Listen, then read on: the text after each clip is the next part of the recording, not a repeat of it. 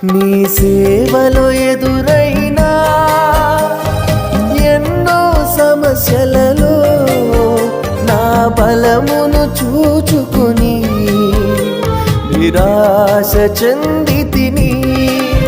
నీ సేవలో ఎదురైనా ఎన్నో సమస్యలలో నా బలమును చూచుకొని నిరాశ చెందితిని.